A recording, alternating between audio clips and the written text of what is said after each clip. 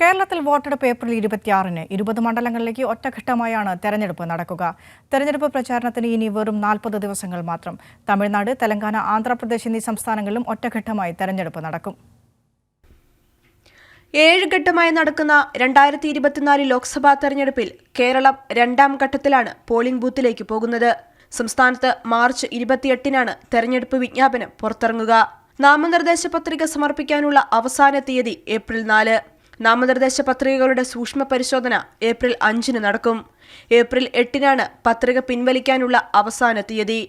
തെരഞ്ഞെടുപ്പിൽ കേരളത്തിലെ 20 മണ്ഡലങ്ങളിലേക്ക് ഏപ്രിൽ 26-ന് ഒറ്റഘട്ടമായി വിധിയെഴുതും. 39 ദിവസങ്ങൾക്ക് ശേഷം ജൂൺ 4-നാണ് ഫലപ്രഖ്യാപനം. 7 ഘട്ടമായി നടന്ന 2019 ലോക്സഭാ തെരഞ്ഞെടുപ്പിൽ കേരളം 3ാം ഘട്ടത്തിലാണ് പോളിംഗ് ബൂത്തിലേക്ക് പോയത്. കേരളം ഉൾപ്പെടെ 22 സംസ്ഥാനങ്ങളിലാണ് ഇത്തവണ ഒറ്റഘട്ടമായി തെരഞ്ഞെടുപ്പ് നടക്കുന്നത്. തമിഴ്നാട് ഏപ്രിൽ 19-നും തെലങ്കാനയും ആന്ധ്രാപ്രദേശും മെയ് 13-നും വിധിയെഴുതും. കർണാടകയിൽ 2 ഘട്ടമായിട്ടാണ് തെരഞ്ഞെടുപ്പ് നടക്കുക. ഏപ്രിൽ 26-നും മെയ് 7-നുമായിട്ടാണ് കർണാടകയിലെ 28 മണ്ഡലങ്ങളിൽ വിധിയെഴുതുന്നത്. കൈരളി ന്യൂസ്, ദില്ലി.